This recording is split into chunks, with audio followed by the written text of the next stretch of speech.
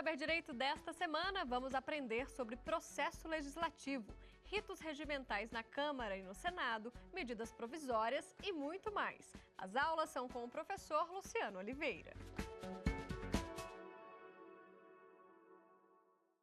Olá, meu nome é Luciano Oliveira, eu sou consultor legislativo do Senado Federal e hoje nós vamos começar o nosso curso de Processo Legislativo Regimental. O processo legislativo é uma matéria afeta ao direito constitucional e ele é detalhado nos regimentos das casas legislativas. As casas legislativas, que são o Congresso Nacional, composto pela Câmara dos Deputados e pelo Senado Federal. Os regimentos dessas casas detalham o processo legislativo. Nosso curso terá 5 encontros. Nesse primeiro encontro, nós vamos falar da parte constitucional do processo legislativo. A partir dos demais encontros, nós vamos entrar na efetiva parte regimental. Então, no segundo encontro, nós vamos falar das regras regimentais do processo legislativo na Câmara dos Deputados. No terceiro encontro, das regras regimentais no Senado Federal. Falaremos no quarto encontro sobre as regras regimentais que regem o rito das medidas provisórias, que é uma importante espécie legislativa adotada no Brasil. E, finalmente, na nossa última aula, falaremos sobre os principais incidentes processuais no processo legislativo, como destaques, pedidos de vista, sobrestamento de proposições e outras. Então, hoje nós vamos começar a falar sobre as regras constitucionais do processo legislativo. O que é o processo legislativo? É o conjunto ordenado de atos para a produção das leis no país. Então, ele é regido na Constituição, a partir do artigo 59 da nossa Carta Magna e vai até o artigo 69 da Constituição. São as principais regras, os principais dispositivos que tratam do processo legislativo na Constituição Federal.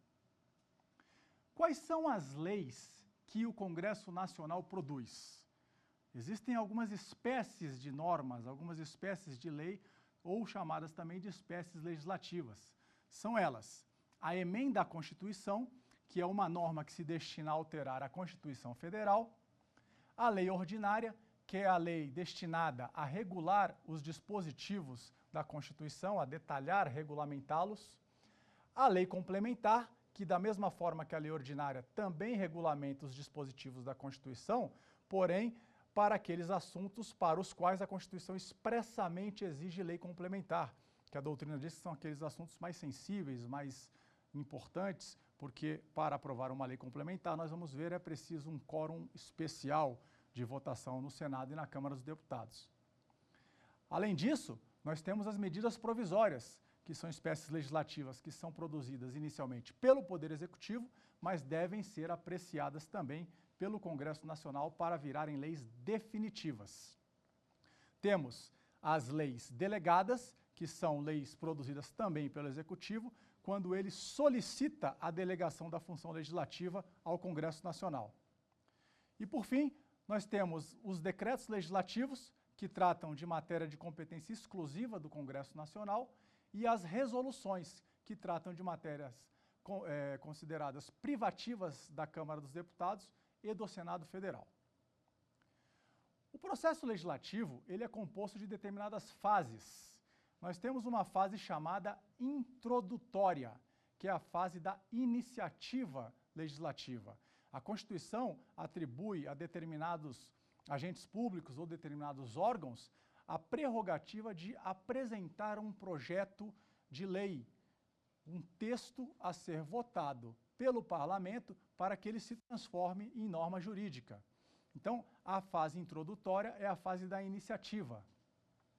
Uma vez o projeto tendo chegado ao Congresso Nacional, ele pode iniciar o seu trâmite tanto pela Câmara dos Deputados como pelo Senado Federal. O Congresso Nacional é composto dessas duas casas, Câmara dos Deputados e Senado Federal.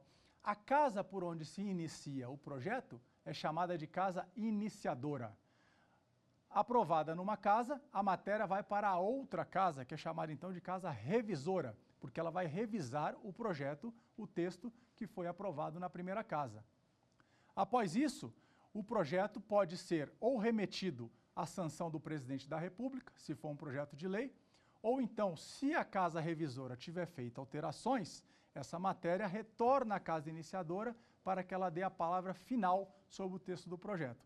E só então é que a matéria vai ao presidente da República, certo? Essa fase, após a fase introdutória, em que o Congresso Nacional analisa o texto e decide como vai ficar o texto final, é chamada fase constitutiva do projeto de lei. Então, nós temos a fase introdutória, em que um agente ou órgão público apresenta a matéria da iniciativa do texto no Congresso Nacional, e depois a segunda fase, que é a fase constitutiva, em que o Congresso Nacional vai discutir e, após a discussão, vai votar o texto que o Congresso entende que é o mais adequado àquela norma jurídica. Durante a fase de discussão, os parlamentares podem apresentar emendas ao projeto, que são sugestões de alterações do texto que foi proposto. É uma prerrogativa do mandato parlamentar a possibilidade de ele oferecer essas emendas, essas sugestões de alterações ao texto que está sendo discutido no Congresso Nacional. Durante essa discussão, não só os parlamentares discutem entre si, como representantes eleitos do povo, mas a própria população pode também participar dessa discussão por meio de mecanismos regimentais que permitem colher esses posicionamentos da população por audiências públicas, por sugestões por meio da internet e outros mecanismos. Após a fase da deliberação parlamentar, em que ocorre a discussão e a votação do projeto com a possibilidade de aprovação de emendas, existe a fase da deliberação executiva, que é quando o Congresso Nacional remete o projeto de lei ao presidente da República, ao chefe do Poder Executivo, para que ele diga se concorda ou discorda do texto aprovado pelo Congresso. Se ele concordar, ele dá a chamada sanção, que é a sua concordância, a sua aquiescência ao texto que foi votado. Se ele discorda, ele opõe o veto, que é a manifestação de discordância sobre o texto decretado pelo Congresso Nacional. Quando ele sanciona, o projeto se transforma numa lei. Se ele veta, o projeto não vira lei e continua como projeto. Quando o projeto é sancionado pelo presidente da República, a seguinte fase é a fase complementar. Encerra-se então a fase deliberativa com a sanção e surge a fase complementar, em que o presidente da República promove a promulgação e a publicação da lei. A promulgação é a declaração do presidente para a sociedade de que uma lei nova passa a existir. E a publicação é a remessa do texto ao Diário Oficial para que ele seja publicado oficialmente e passe então a vigorar, passe a poder ser então aplicado a toda a sociedade. Por outro lado, se o presidente, em vez de sancionar o texto, ele veta, então o projeto de lei não se converte em lei. Neste caso, a Constituição Federal diz que a matéria deve retornar ao Congresso Nacional para que o Congresso Nacional dê a última palavra, se concorda ou não com aquele veto.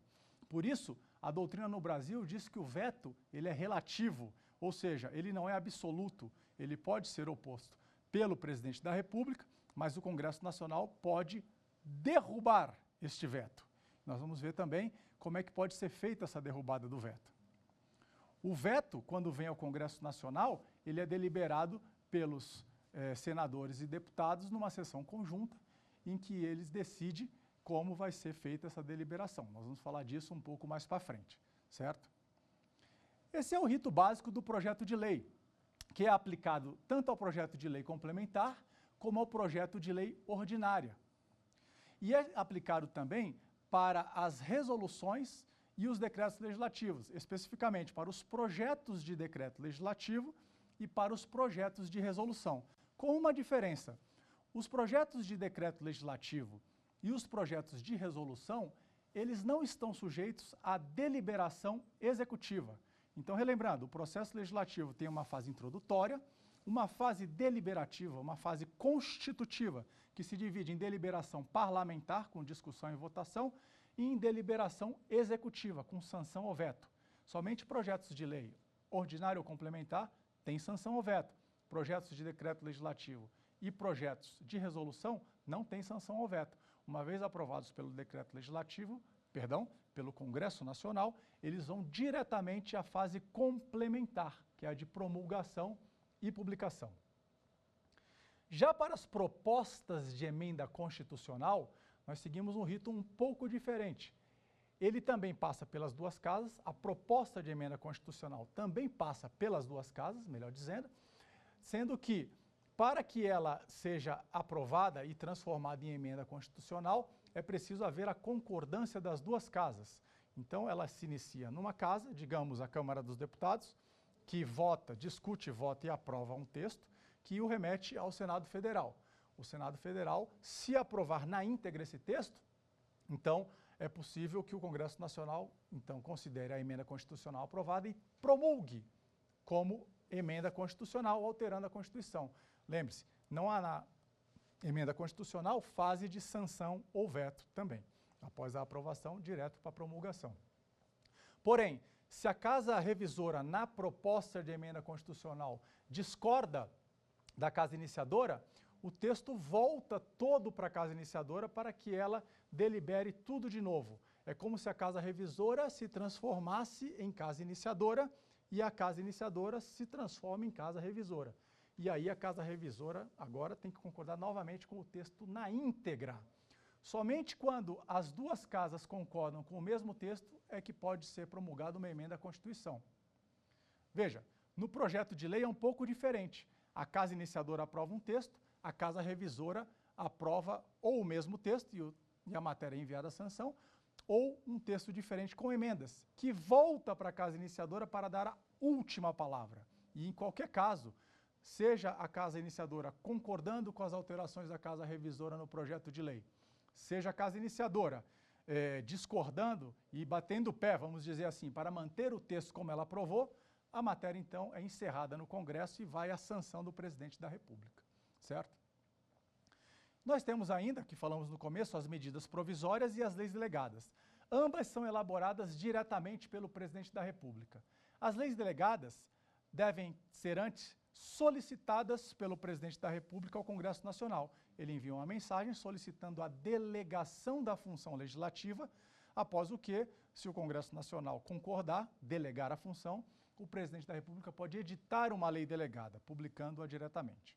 Eventualmente, o Congresso Nacional determina que, antes do presidente editar a lei delegada, ele elabore um projeto de lei delegada para que o Congresso Nacional verifique se os termos desse texto estão de acordo com os termos da delegação legislativa, para só então o presidente poder publicar a lei.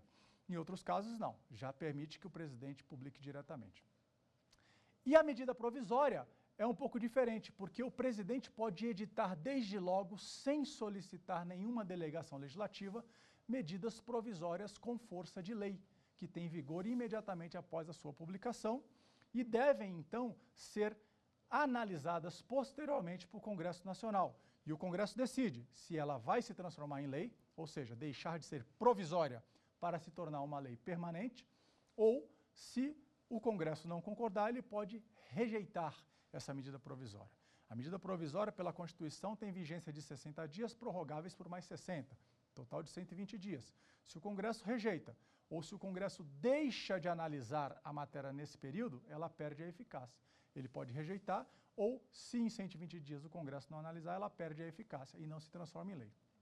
Então veja que, se a lei delegada tem a vantagem de, ao ser publicada, já ser norma permanente, ela tem a desvantagem para o Executivo, vamos dizer, de o presidente ter que solicitar a delegação legislativa. Já na medida provisória, ele não precisa solicitar a delegação legislativa, mas ela não é uma norma permanente, ela ainda precisa ser aprovada pelo Congresso Nacional.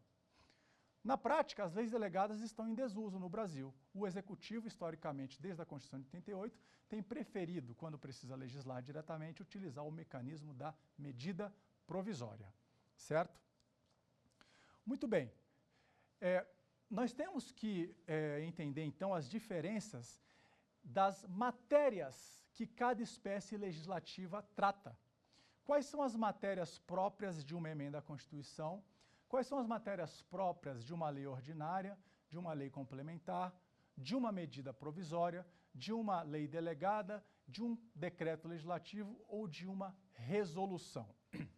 Veja, inicialmente, nós temos que a emenda constitucional é uma norma de status, hierarquia jurídica constitucional.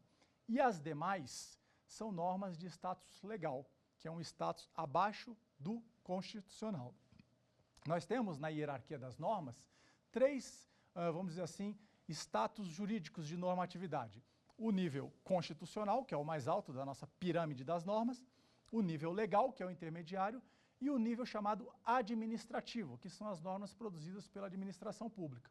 O processo legislativo produz uma norma de natureza constitucional, que é a emenda constitucional, e 6 normas de natureza legal, hierarquia legal, imediatamente abaixo do nível constitucional, que são lei ordinária, lei delegada, lei complementar, medida provisória, decreto legislativo e resolução. Perfeito? Quando a matéria tem natureza constitucional, quando ela é prevista na Constituição da República, então a espécie normativa que deve ser adotada é a emenda à Constituição. É preciso que um dos legitimados a apresentá-la, vamos ver mais para frente, ofereça ao Congresso Nacional uma proposta de emenda à Constituição, que nós abreviamos para PEC, Proposta de Emenda à Constituição.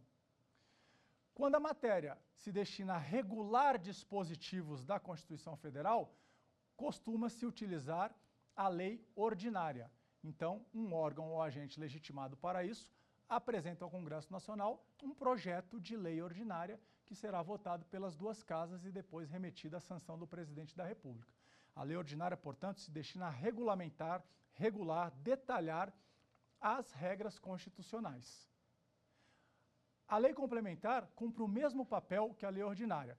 Acontece que ela regulamenta aqueles dispositivos para os quais a Constituição exige que seja tratada em lei complementar. Matérias mais sensíveis, segundo a doutrina, porque o quórum de aprovação de uma lei complementar é maior do que o de uma lei ordinária, é mais difícil, como nós vamos ver, certo? A medida provisória, ela pode regulamentar assuntos de lei ordinária, em geral, com algumas exceções. Existem pequenos assuntos que a Constituição não permite que sejam objeto de lei ordinária. Por exemplo, direito penal, direito processual, normas orçamentárias, salvo créditos extraordinários, e alguns outros assuntos. Também não pode ser objeto de medida provisória a matéria regulada por lei complementar, certo? Mas, de uma maneira geral, a medida provisória ela cumpre o papel de uma lei ordinária, regulamentar dispositivos da Constituição. O mesmo papel que uma lei delegada cumpre também, regulamentar dispositivos da Constituição. Já o decreto legislativo, ele se destina a detalhar matérias que são de competência exclusiva do Congresso Nacional. Essas matérias na Constituição estão no artigo 49 da Carta Magna. Então, a aprovação de tratados internacionais, autorização para que forças estrangeiras transitem pelo país, autorização para que o presidente da República se ausente do país por mais de 15 dias, os subsídios, os vencimentos mensais dos parlamentares e outros assuntos são tratados por decreto legislativo. A doutrina costuma dizer que o decreto legislativo é uma lei que não passa por sanção, ou seja, é apresentada por uma casa, votada pela outra casa, um sistema bicameral, como a gente pode ver, né? Só que não tem a fase da deliberação executiva, a fase de sanção ou veto. Aprovada pelas 2 casas uma matéria objeto de decreto legislativo, a norma jurídica, o decreto legislativo, é então promulgado diretamente pelo presidente do Congresso Nacional, certo? E as resoluções, elas tratam de matéria privativa de cada casa. Nós temos, então, resoluções da Câmara dos Deputados e resoluções do Senado Federal. Uma característica das resoluções é que elas passam apenas pela respectiva casa, ou seja, por um rito que é unicameral. As resoluções do Senado são para regular matérias internas do Senado, sobre organização e funcionamento da casa, a elaboração do regimento interno, que é uma resolução, e alguns outros assuntos que são tratados apenas na respectiva casa, sem ser necessário enviar o projeto a outra. Então, a resolução da Câmara e a resolução do Senado tratam nas suas respectivas casas de matéria privativa da Câmara ou do Senado, conforme o caso. Existe ainda um terceiro tipo de resolução, que é menos conhecido, que é a resolução do Congresso Nacional. No artigo 57, parágrafo 3º da Constituição, nós temos algumas matérias que são tratadas também em resolução, mas não da Câmara, não do Senado, é uma resolução do Congresso Nacional. Por exemplo, a elaboração do regimento comum às 2 casas, que é uma norma que regulamenta algumas matérias que são tratadas simultaneamente pelas 2 casas. Uma característica da resolução do Congresso Nacional é que ela é votada numa chamada sessão conjunta do Congresso Nacional, em que deputados e senadores se reúnem no mesmo local, na mesma sessão, no mesmo momento, para, em conjunto, discutirem e então votar o texto do projeto de resolução do Congresso Nacional. É uma diferença em relação aos projetos de lei e aos decretos legislativos, que são votados também pelas duas casas, mas em sessões separadas. Primeiro, a casa iniciadora, digamos, a Câmara dos Deputados, e depois o Senado Federal. Se houver emendas, volta para a casa iniciadora novamente. As resoluções são votadas unicameralmente só na respectiva casa e a resolução do Congresso nas duas casas reunidas em sessão conjunta.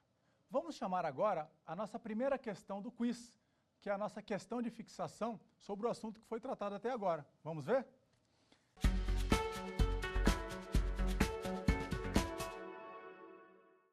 Não é espécie legislativa produzida pelo atual processo legislativo brasileiro: medida provisória, lei delegada, decreto-lei, emenda constitucional. Qual é a resposta? No caso, é o decreto-lei, é a letra C. Veja, a medida provisória, como nós vimos, é prevista no artigo 59 da Constituição como uma das espécies legislativas, bem como a lei delegada e a emenda constitucional. O decreto-lei já foi previsto na Constituição anterior de 1969, mas não é mais previsto hoje na atual Constituição. E o que era o decreto-lei? Era muito semelhante à medida provisória. Era uma norma que era editada diretamente pelo presidente da República e que depois era sujeita à análise do Congresso Nacional para que ele a ratificasse. Havia uma pequena diferença, entretanto, em relação à medida provisória. Hoje, a medida provisória, uma vez editada pelo chefe do Executivo, ela tem até 120 dias para ser convertida em lei pelo Congresso Nacional, ou então ela perde a eficácia. Na Constituição anterior, e também houve o decreto-lei na Constituição de 1937, da era Vargas, como era o funcionamento? O decreto-lei era expedido, e se o Congresso Nacional não analisasse o texto no prazo estabelecido na Constituição, havia a aprovação automática por decurso de prazo do decreto-lei. Então veja qual era a diferença. O decreto-lei, ele, se não apreciado no tempo previsto, virava lei. Já a medida provisória, se não apreciada pelo Congresso Nacional, perde a eficácia. Então o Executivo é que tem que ter o esforço de conseguir a negociação política para que a medida provisória seja aprovada. E no antigo decreto-lei, o Congresso Nacional é que tinha que se mobilizar para, se for o caso, rejeitar o texto com o qual não concordasse. Existem alguns decretos-leis em vigor no país. O Código Penal, por exemplo, é um decreto-lei. A nossa consolidação das leis trabalhistas foi aprovada por um decreto-lei. Então, o decreto-lei existe ainda no Brasil hoje. Alguns em vigor existem porque eles vieram do período anterior, de antes da Constituição de 88. No entanto, a partir da nossa atual Constituição, eles não podem mais ser produzidos. Ocorre o que a gente chama de recepção dos antigos decretos-leis pela atual Constituição, se o seu conteúdo, a sua matéria, o assunto, o conteúdo material é compatível com as novas normas. A forma de decreto-lei não tem problema, ele passa a entrar no nosso ordenamento com o status de lei ordinária. Tanto é que, se você observar, um Código Penal, por exemplo, o Decreto-Lei de 1941, ele tem vários dispositivos alterados por lei ordinária. Perfeito? Muito bem, pessoal.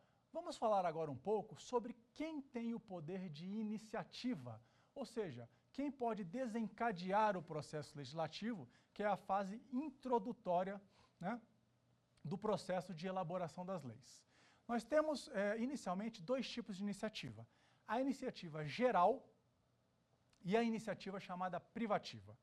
Pela iniciativa geral, o agente que pode oferecer o projeto, ele pode justamente apresentar um projeto sobre temas em geral, sobre quaisquer temas que ele ache que é importante para a sociedade ter essa regulamentação. Por exemplo, um parlamentar tem a chamada iniciativa geral de projetos de lei.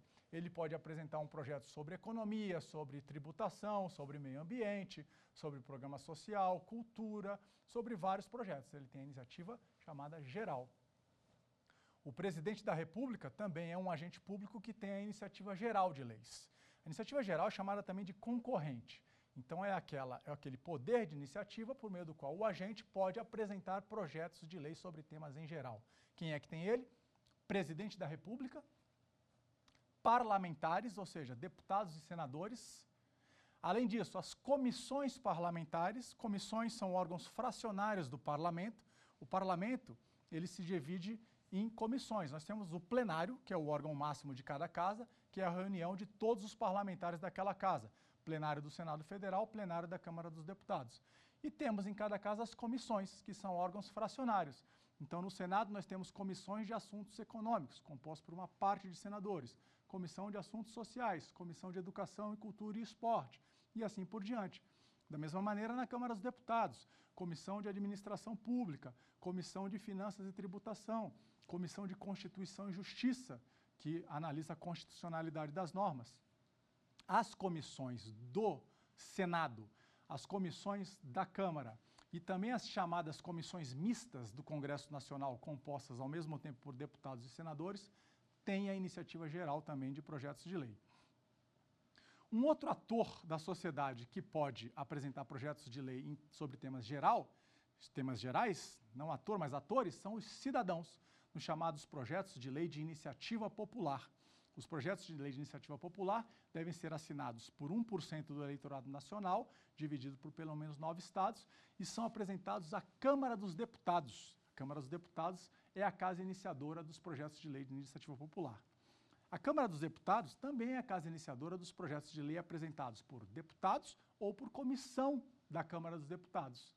Já o Senado Federal é a casa iniciadora dos projetos de lei apresentados por senadores ou por comissões do Senado.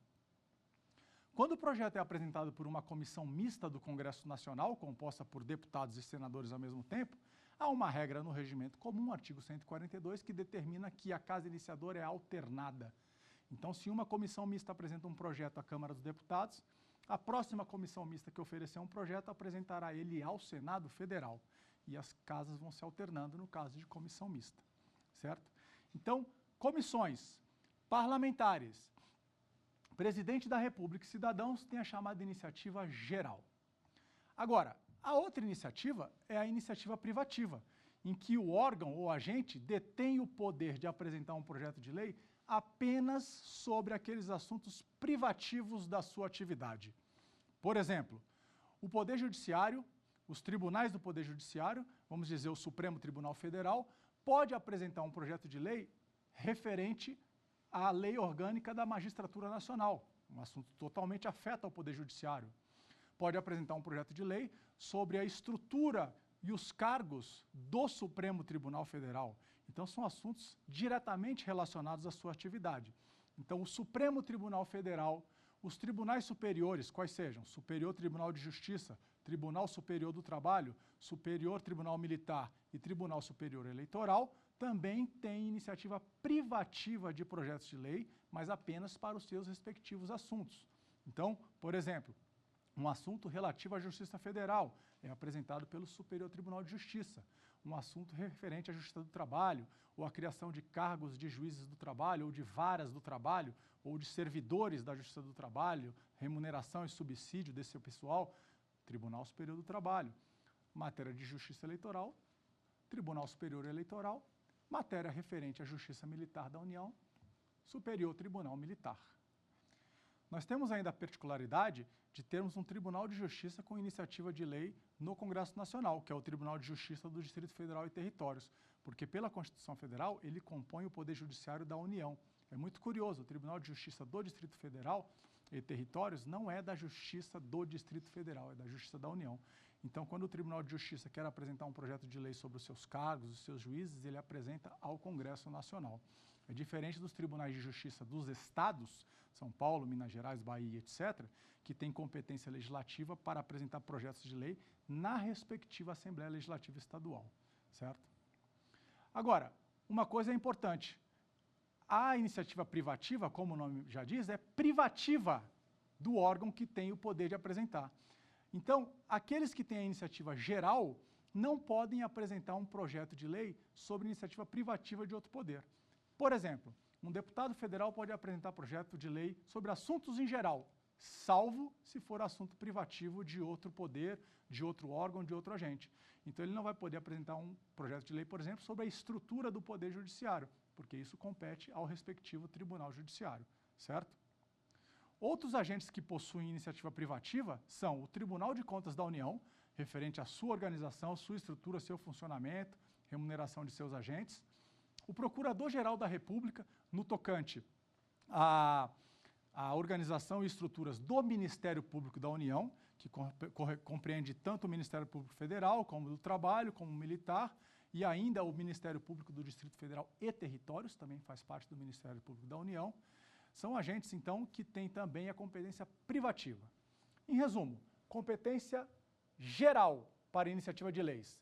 Parlamentares, comissões parlamentares, presidente da República e cidadãos. Assuntos em geral, salvo se o assunto for privativo de outro poder ou órgão. Iniciativa privativa. O Poder Judiciário por meio do Supremo Tribunal Federal e dos 4 tribunais superiores. O Tribunal de Contas da União e o Procurador-Geral da República, este nos assuntos referentes ao Ministério Público da União. No Poder Judiciário, lembramos ainda que o Tribunal de Justiça do Distrito Federal e Territórios tem iniciativa privativa para os assuntos referentes à sua estrutura, sua organização e seus cargos. Muito bem? Vamos, então, ao nosso quiz, a nossa segunda questão de fixação.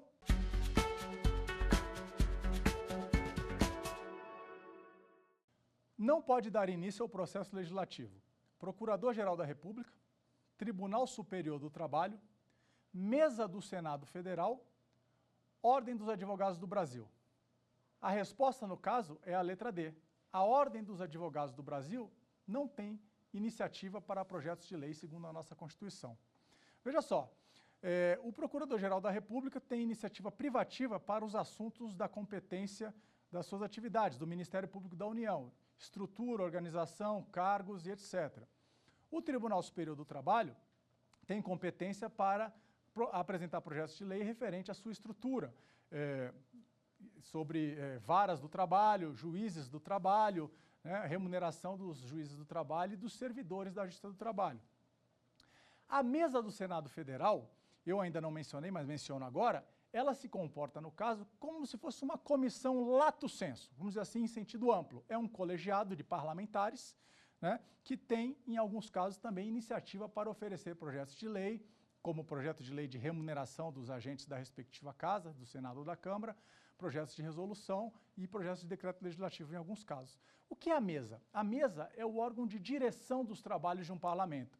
Então nós temos a mesa da Câmara dos Deputados, que dirige e coordena os trabalhos legislativos e administrativos da Câmara dos Deputados. Nós temos a mesa do Senado Federal, que também organiza, coordena, dirige os trabalhos legislativos e administrativos do Senado Federal. Quando dirige os trabalhos administrativos, no Senado costuma-se utilizar a expressão comissão diretora, composta pelos mesmos membros. Existe ainda a mesa do Congresso Nacional, que coordena os trabalhos das sessões conjuntas do Congresso Nacional. Agora, por que a resposta é a letra D?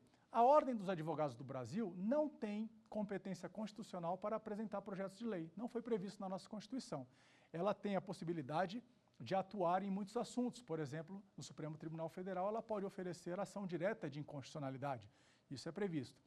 No entanto, não foi previsto na nossa Constituição a possibilidade de ela oferecer projetos de lei. Um projeto de lei, por exemplo, como o Estatuto da OAB, e uma lei que o altere, ela é oferecida, normalmente, vem pelo Poder Executivo, né, para que haja essa atualização da lei, e não pela própria Ordem dos Advogados do Brasil. Muito bem. Apresentado o projeto de lei pelo ator que tem iniciativa, inicia-se então a fase constitutiva, com a deliberação parlamentar, que, como nós vimos, é composta de discussão e votação do projeto, sendo que durante a discussão os parlamentares podem oferecer emendas, ou seja, sugestões de alterações ao texto. O agente que detém a iniciativa, o agente ou órgão que detém a iniciativa, apresenta um texto que ele considera o adequado. Mas os parlamentares podem, ao estudar a matéria, resolver apresentar sugestões, e essas sugestões são votadas pelo parlamento e, se aprovadas, se incorporam ao texto. Então, vamos supor que um projeto inicie pela Câmara dos Deputados. Aliás, aqui cabe uma observação. A Câmara dos Deputados, ela normalmente é a casa iniciadora da maioria dos projetos de lei, porque pela Constituição da República, a casa iniciadora é a Câmara dos Deputados quando o projeto é apresentado por deputados, por comissões da Câmara dos Deputados e por quaisquer agentes extraparlamentares. Ou seja, o Poder Executivo, o Presidente da República, o Procurador-Geral da República, os tribunais do Poder Judiciário e também o Tribunal de Contas da União. O Senado Federal só vai ser a casa iniciadora quando o projeto for oferecido por um senador ou por uma comissão do Senado Federal. Então, na prática, o maior volume de projetos se iniciam pela Câmara dos Deputados, por isso costuma-se dizer que ela é a casa iniciadora, mas não se pode esquecer que o Senado Federal também funciona como casa iniciadora dos projetos de lei, certo? Já para as propostas de emenda à Constituição, a casa iniciadora pode ser tanto a Câmara ou o Senado. Quando os senadores apresentam uma proposta de emenda à Constituição, ela começa pelo Senado. Quando os deputados apresentam uma proposta de emenda à Constituição, ela começa pela Câmara. E quando o presidente da República apresenta uma proposta de emenda à Constituição, ela começa normalmente, por um costume, pela Câmara, mas poderia começar pelo Senado. Aliás, esses são os 3 atores que podem apresentar uma proposta de emenda à Constituição. O presidente da República, os senadores, no mínimo 1/3 do Senado, que dá 27 senadores, porque são 81 no total, no mínimo 1/3 dos deputados, 1/3 da Câmara dos Deputados, que são 171 deputados, 1/3 de 513, que é o total, e ainda existe um ator que pode apresentar uma proposta de emenda à Constituição, que é mais da metade das assembleias legislativas do país, nelas incluídas a Câmara Legislativa do Distrito Federal, certo? Então, tinha faltado falar, mas agora nós estamos falando que quem tem a iniciativa sobre propostas de emenda à Constituição são 1/3 da Câmara ou 1/3 do Senado. E aí a proposta começa na respectiva casa. O presidente da República, que por um costume remete à Câmara dos Deputados, mas nada impede que ele remeta ao Senado, e mais da metade das assembleias legislativas, nela incluída e a Câmara Legislativa do Distrito Federal, que pode remeter normalmente ao Senado ou à Câmara. Só houve um caso real até hoje, que foi remetido ao Senado, nada impede de ser na Câmara também. Um detalhe, quando mais da metade das assembleias legislativas resolve apresentar uma proposta de emenda constitucional ao Congresso Nacional, cada uma delas tem que aprovar essa iniciativa pela maioria relativa de seus membros. A maioria relativa é a maioria dos presentes a uma determinada votação, perfeito? Muito bem, vamos então falar da fase constitutiva. Uma vez apresentado um projeto ou uma proposta de emenda à Constituição ou alguma outra matéria, a Casa vai deliberar, ela vai discutir aquela matéria, os parlamentares podem apresentar emendas e após a discussão e oferecimento de emendas, a matéria será votada. Como é que ocorre isso na prática? A matéria, um projeto de lei, por exemplo, chega à Câmara dos Deputados. O presidente da Câmara dos Deputados, ele vai despachar o projeto às comissões que compõem a Casa. Por exemplo, vamos dizer que o assunto trata de aproveitamento econômico de madeira, de florestas. Então, ele pode, por exemplo, determinar que a matéria vai passar pela Comissão de Meio Ambiente e pela Comissão de Economia. E aí essa matéria vai a essas 2 comissões para ser analisada. Quando chega em cada comissão, o presidente da comissão, que é um colegiado de parlamentares, tem o seu presidente, ele determina um relator para a matéria. Esse relator vai estudar o assunto e, ao final, apresentará um relatório com o seu voto. Qual é a sua opinião sobre o projeto? Se ele deve ser aprovado na íntegra, rejeitado ou ainda aprovado com determinadas emendas. Ele pode sugerir modificações ao texto como condição para que ele seja aprovado. A aprovação, ela avalia tanto a parte jurídica, ou seja, a constitucionalidade do projeto, verificar se o projeto está de acordo com a Constituição, pois a Constituição tem hierarquia jurídica superior e não pode ser contrariada por um projeto de lei, e ainda se o mérito político da matéria é de ser aprovado. Então, é a admissibilidade jurídica, basicamente a constitucionalidade, e a admissibilidade, vamos dizer assim, o mérito político da matéria. Se ele opta por rejeitar a matéria, ele pode tanto estar fazendo isso por uma inconstitucionalidade, como por achar que não é conveniente politicamente, vamos dizer, aprovar a matéria. O voto do relator, então, é submetido ao colegiado e a comissão vota um parecer sobre a proposição. Feito isso, a matéria vai para a próxima comissão, que vota também um parecer sobre aquela matéria, aquele projeto. Os pareceres das comissões, em regra, são opinativos. Depois que a matéria for instruída com esses pareceres, ela deve ir ao plenário da Casa. E lá, no conjunto de todos os parlamentares, é que são votados o texto e as emendas do projeto de lei. A versão final aprovada pela Casa Iniciadora é então remetida à Casa Revisora e o processo se inicia. Ou seja, se a matéria que estava na Câmara dos Deputados chega agora ao Senado Federal, o processo se repete. O presidente do Senado despacha a matéria de determinadas comissões, no nosso exemplo, Comissão de Meio Ambiente, Comissão de Assuntos Econômicos, as quais vão emitir pareceres sobre a matéria, com base num voto do relator, e depois vão mandar o projeto, em regra, ao plenário nacional, ao plenário do Senado Federal. Nós vamos ver que em alguns casos o plenário pode não ser necessária a manifestação, mas isso será mais para frente. Em geral, a matéria vai ao plenário. Então, veja, dentro da comissão, o relator dá um voto, mas é o colegiado que decide se a comissão vai acatar aquele voto como um parecer geral do órgão fracionário ou se aquele voto será vencido, caso em que será designado um outro parlamentar para fazer a redação do parecer vencedor, que a gente costuma no jargão falar em parecer do vencido, do que foi decidido, né? Mas é um parecer que foi o vencedor. Sempre que o relator é derrotado, outro parlamentar é designado para redigir o parecer final. E em que momento os parlamentares podem oferecer essas emendas?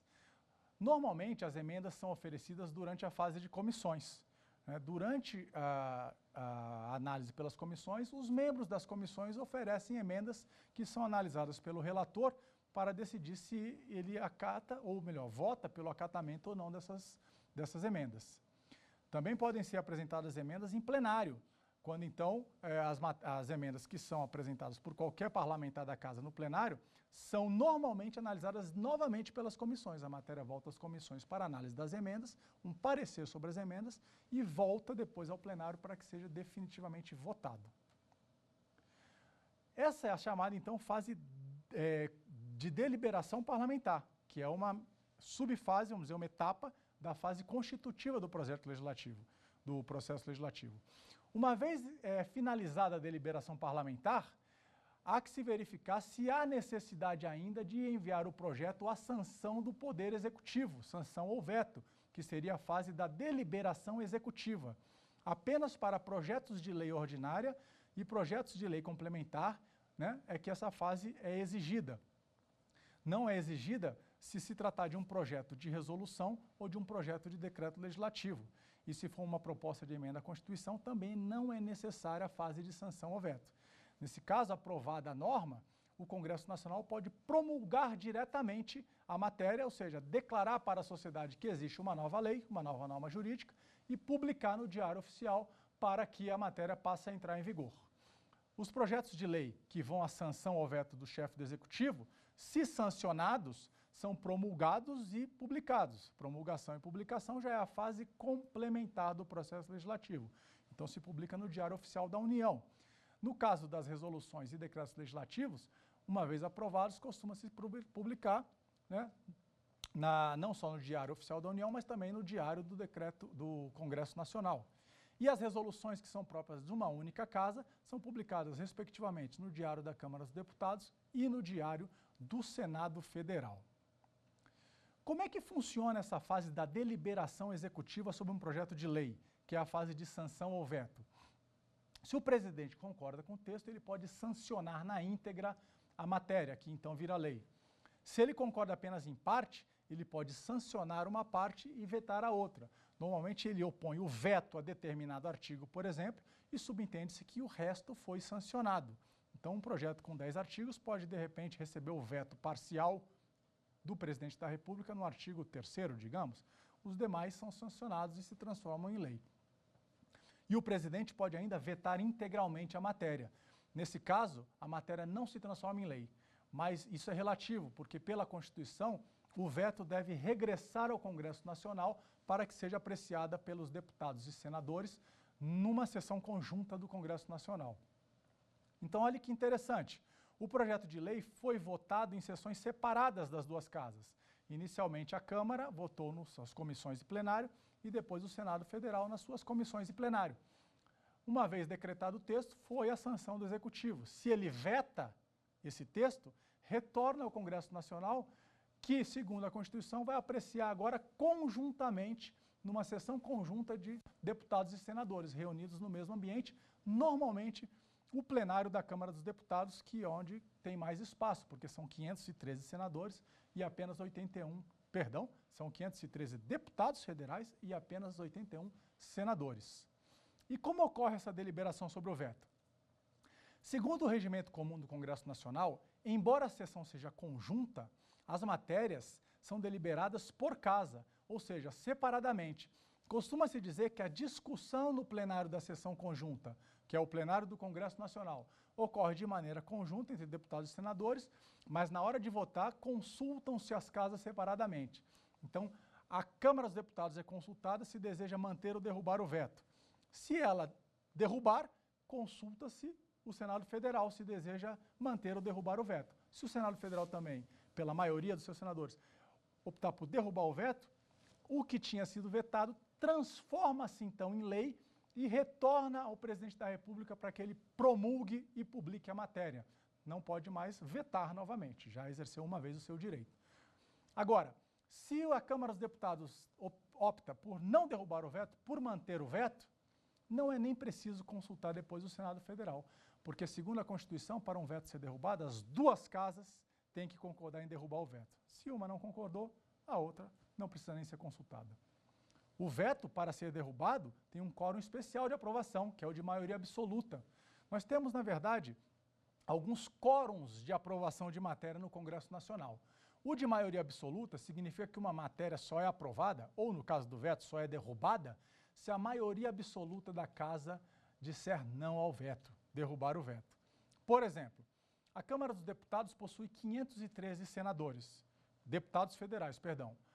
Metade de 513, né, o número superior à metade é 257. Então, preciso de 257 deputados dizendo não ao veto. Aí sim a matéria vai para o Senado Federal, onde também deve ser derrubada por maioria absoluta. No Senado Federal são 81 senadores, então eu preciso de mais de 40 e meio, preciso de 41 senadores dizendo não ao veto. Se esses quóruns não são atendidos, o veto não é derrubado. Veja que não é fácil, então, derrubar um veto, né? É preciso a maioria absoluta do Senado e da Câmara. O outro quórum que é utilizado para aprovação em geral de projetos de lei é o quórum de maioria relativa. Nesse caso, é o artigo 47 da Constituição, diz que a matéria é aprovada de um projeto de lei pela maioria relativa, que é a maioria dos presentes. Eu tenho que ter a maioria da casa para iniciar a votação. Então, por exemplo, um projeto de lei no Senado, nós temos 81 senadores na casa. Para iniciar a votação, tem que ter mais da metade, 41 senadores. Agora, desses 41, para aprovar o projeto, eu preciso ter mais da metade dos presentes. Se tivermos exatamente 41, preciso então de 21 votos para considerar a matéria aprovada. Isso é a maioria relativa, a maioria dos presentes, desde que estejam presentes, a maioria absoluta da casa. E existem alguns quórums especiais, como o da proposta de emenda à Constituição, em que a matéria precisa alcançar 3/5 da casa, 60% da casa, e isso em cada casa. E, além disso, são 2 turnos de votação em cada casa. Nós vamos ver isso com calma depois, quando nos aprofundarmos nas regras regimentais de cada casa na votação da PEC, certo? Muito bem, vamos agora então à nossa terceira questão do nosso quiz para testar os nossos conhecimentos.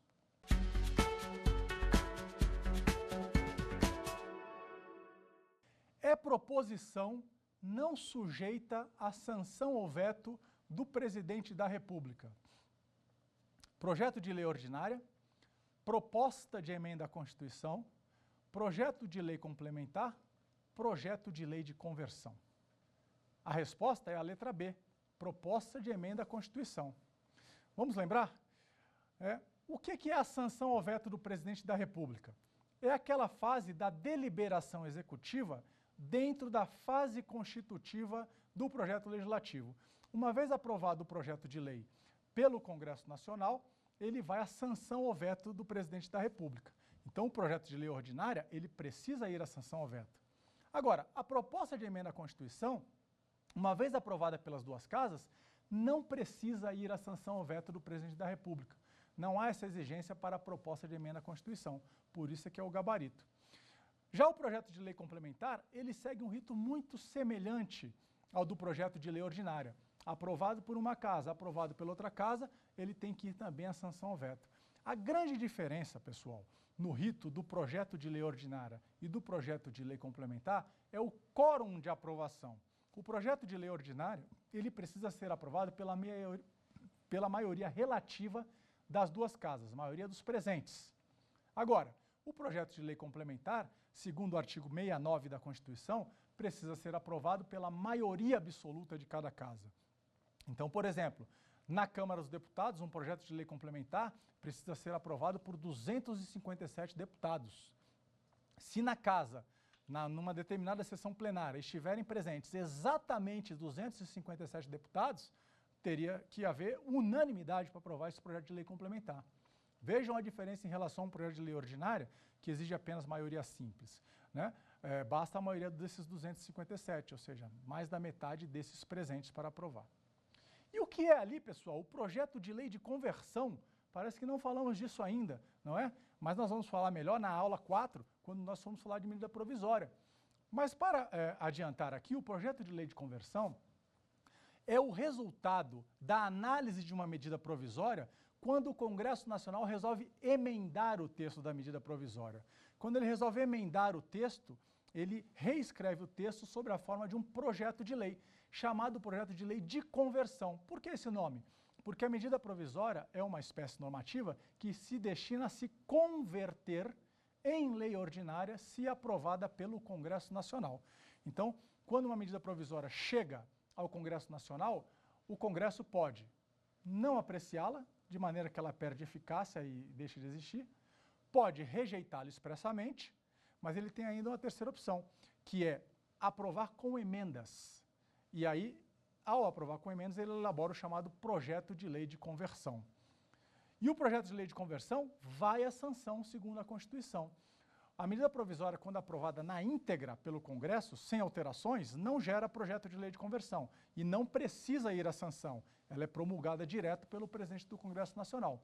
Mas quando uma medida provisória é alterada pelo Congresso, surge a figura do projeto de lei de conversão, que ao final, aprovado pelas duas casas, deve ir à sanção do presidente da República.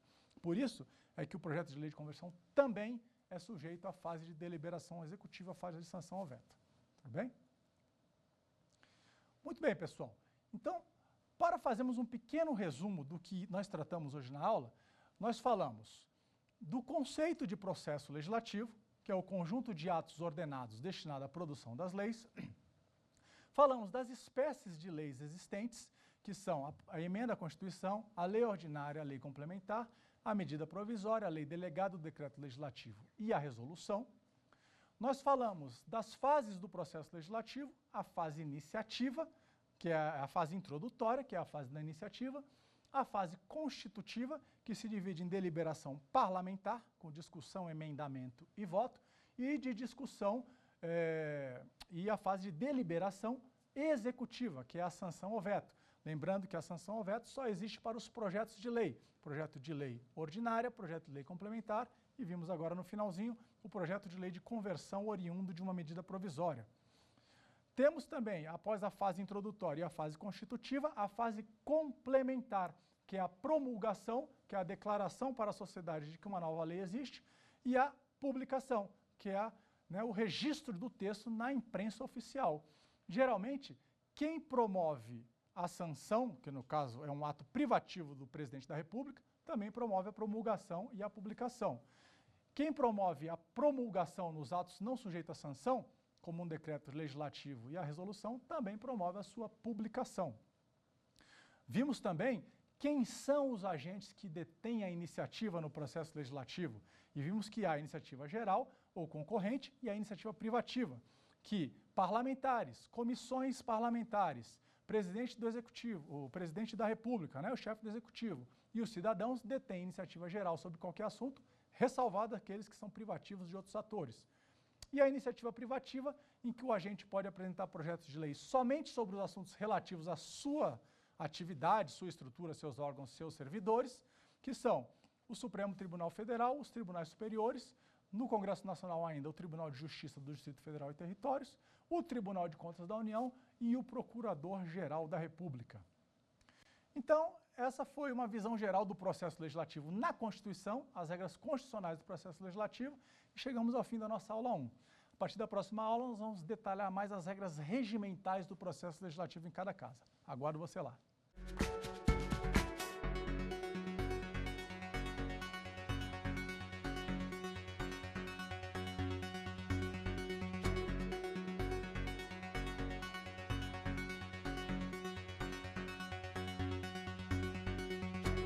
Quer dar uma sugestão de tema para os cursos do Saber Direito?